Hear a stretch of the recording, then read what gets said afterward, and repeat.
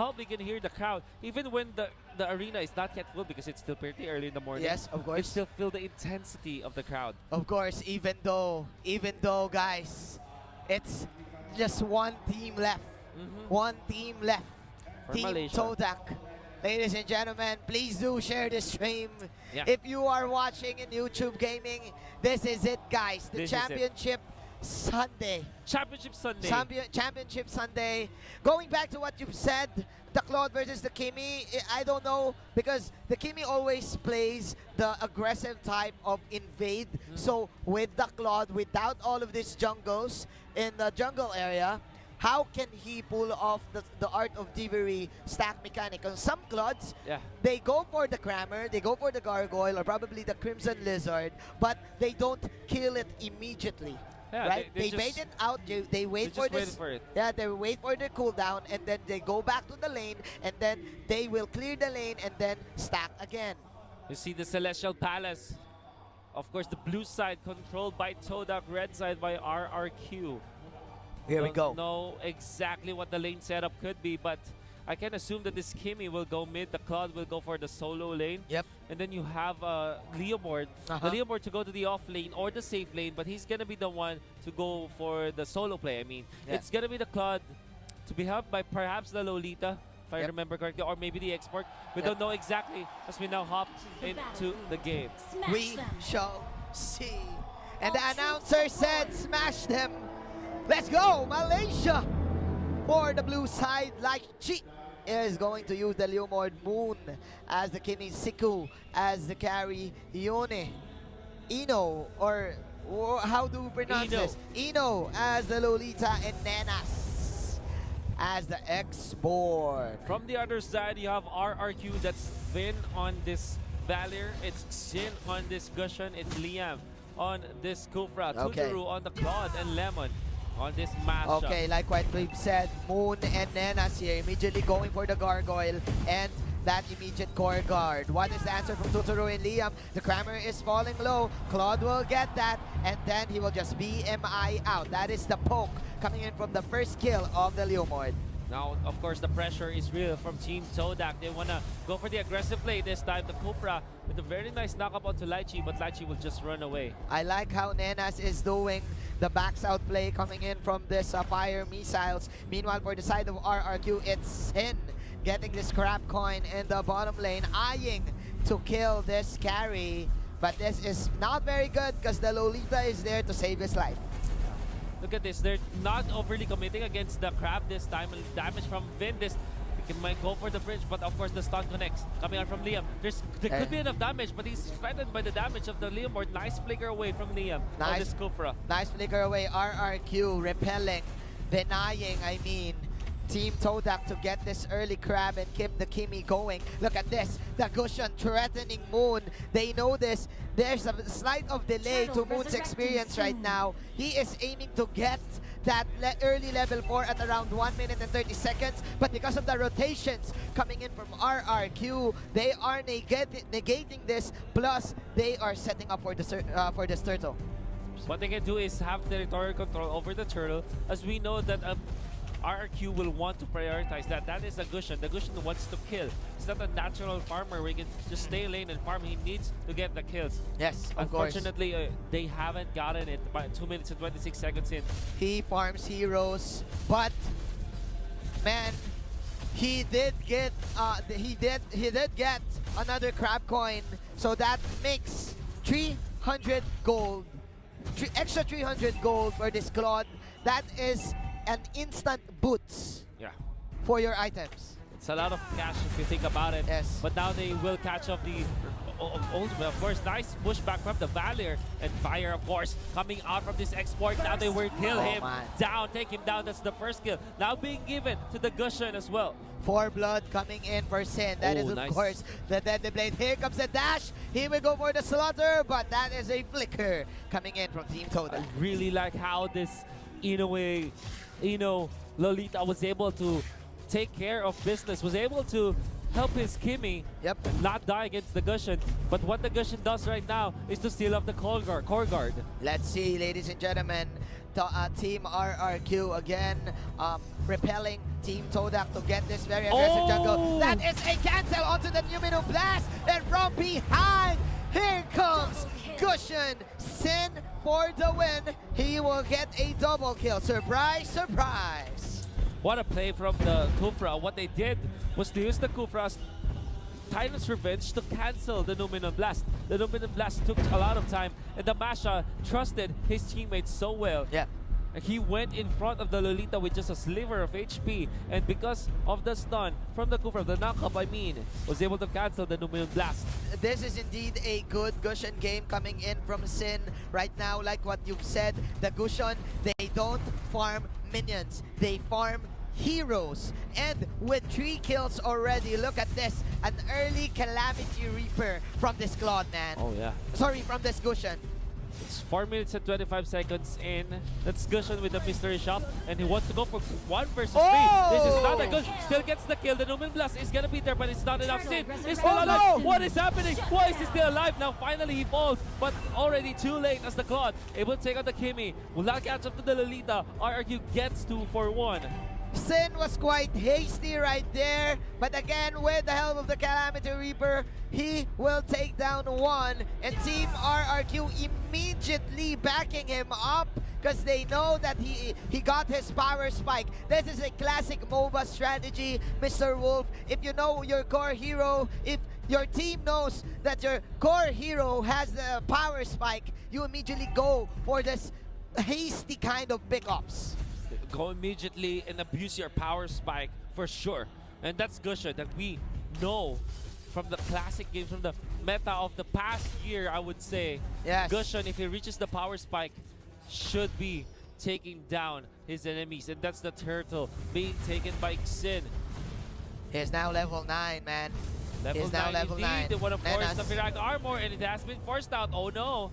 That's very scary, but of course with the help of this Kimmy, X-Morg will not be dove upon by RRQ. Definitely, definitely. And as we look at the top lane, Masha is just having a great time against Lychee. But look at the confidence of Sin in the top lane, man. Having the Mystic Shop as well, he will definitely get his second item probably before the 8-minute mark or just in the 7-minute mark. Meanwhile, Team Todak, they're just buying time for this carry to pull off another miracle play. Oh, they want to go for Eno this time, and they do have the damage. The Demon Hunter sword available for Tuturu, that's so much damage that you can get from the Devourer procs. Plus now, you have extra 200. Exactly. 6 kills going in favor of RRQ, but Sin gonna be able to pick up the Kimmy. Gets a second kill this time. Leomord is down for the count. And now they will try to shut him down. And yes, they will. The carry is here. But of course, the last Insanity is not gonna be enough. But man, the disarm! The disarm mechanic from Lemon shutting down Siku. This is amazingly done from RRQ. They put in the right ingredients and are able to cook up a good dish, and that dish well served onto Todak. That is a killing dish. They always go for the kills this time because they know that they have to abuse their power spike. Their early game control is so much in terms of kills because of the presence of Valier, the Kufra, and this Gushan. Definitely. Definitely. The Gushan can now go for 1v2s. Meanwhile, you have extra crowd control from behind due to the Valier, plus Lemon pressuring the top lane. Team Todak right now, they need probably a good layering of skills. Pop the Phantom Steed and give that last Insanity damage. But man, I think it's not really enough because Team RRQ, they're just too powerful right now. They are indeed very powerful because if you think about it, Team Todak, they have good early game because of Kimmy and Leomord and X-Morg. However, their lineup is flourishing when it comes to push, not in terms of team fights. RRQ, they're very good at team fights and they're also very good at pickoffs. So in terms of the killings, RRQ definitely has got the advantage. Now Team Todak, they have to stop dying to RRQ at this point. Let's see if the heart of the cards is true. Is this another Yu-Gi-Oh comeback for Team Todak? They are now trapped within their base, And that is the first limbo. I don't know if that's the Raptors machete from the carry, but of course it's now too late as Vin and Liam just punishing them with all of these skill shots. Liam even going for that passive, the cursed scroll. Ladies and gentlemen, 8 minutes in, RRQ. This is it. They still have 8,000 gold ahead of Team Todak. That is how big their lead is. And I think they're waiting for the First Lord to maybe finish this thing off. And the thing is, Team Todak, they're not finding the objectives that they can. Yes. They only have taken one turret, no turtle. And that is already bad if you're drafting the Kimi carry type of composition. If you want to go for the double marksman strategy with the Kimi, you should be pushing. Definitely. Definitely. But again, RRQ, they know this. They've been battling with EVO's legends in terms of how to rotate. Yeah. And if I'm not mistaken, I've talked to one pro player. There is like nine kinds of rotations that you can do. Wow. And man, we don't know that yet. That's their secret. Probably I know only 2 to 3. Yeah. By heart. But again, RRQ, they're just waiting for this Masha to get this Lord. He can solo it, and then they will go for the instant push. Team Todak. Man, Sid! Oh no! He is too deep, but okay. Is there going to be a rocket? That is a stun! That is a shutdown! A shutdown indeed! For Daklo! I'm sorry for the Gushin! There's a Tyrant's Revenge, but a pushback. But while this is happening, the Lord already taken by the Masha. Maybe it was the plan all along. Have this Gushin sacrifice himself, create the chaos for them to take the Lord. I don't know, man. It probably is not. It probably is not, but it probably is just an accident. An accident. But there are no accidents. No accidents. Says the master of the Kung Fu Panda show. 10 minutes in, Sin giving the shutdown, but again, RRQ is leading this one. That is the Lord Push coming in here in the mid lane. Here we go. Here comes the rocket from the Kimi. Here comes Gary with the ultimate. That is a disarm. The tower will fall down. Tyrants are connecting into one. That is, of course, the ball from this Cupra. But man, Vin coming in with all this searing torrents, just poking and poking. Unlimited pokes coming in from Vin. Luminum Blast, but it will get cancelled out by Mr. Liam. And in comes the cushion, man. Genius is going to be scary for Team Todak. They have defended the Lord. However, they had to give up 2 of their inhibitor turrets this time onto the bottom. A little bit of pressure. That's the Turbo Masha. You have to watch out for that. If you are Team Todak, how can you defend this? They need to find the cushion. There's the last insanity going to be used, but it's not enough. There is the initiation coming up from RRQ. There's the Phantom Steed able to take out the Export. However, as RRQ will go for one trade-off in exchange for getting the turret down bottom. Nice flicker out coming in from Siku to survive. But man, mission accomplished for RRQ, getting the mid and the top tower. 1-for-1 trade-off in terms of kills, but they do get 2 inhibitor turrets. And that is exactly a win there. What will they do right now is that they will reset. They will go back to their base, probably buy more items to win a clash. Moon going for an early winter truncheon. Of course, the Winter Truncheon is so helpful against Team Todak. What you can do is buy the time, right? If you bait yourself, you jump in, you use all of your combo, you spend your incandescence, and just pop the Winter Truncheon if nobody else is dead. And then you have to wait for the rest of your team from RRQ to get back to the fray. That's why we can see Kufra not initiating, not being the first one to initiate. Definitely. But the follow-up initiations definitely on point. Yeah. From Liam the Kufra. Exactly. It's all because of the pokes. Vin going for those fireballs, man. It is very irritating, especially if you're a Kimi. You cannot position yourself very well, especially with this pushback.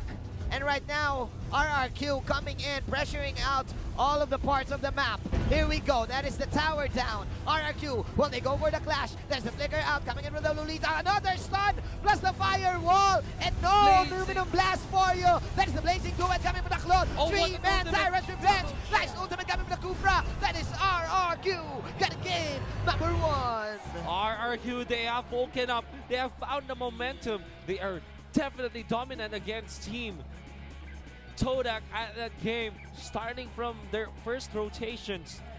On point from RRQ, they look like they studied perfectly well what Todak can bring. And this time, if you are Team Todak, you're gonna have to ask, what went wrong? Was it the mashup? Was it the coup? Or give away to RRQ so that in game number 2 they're not this comfortable? Yep, definitely. Yes.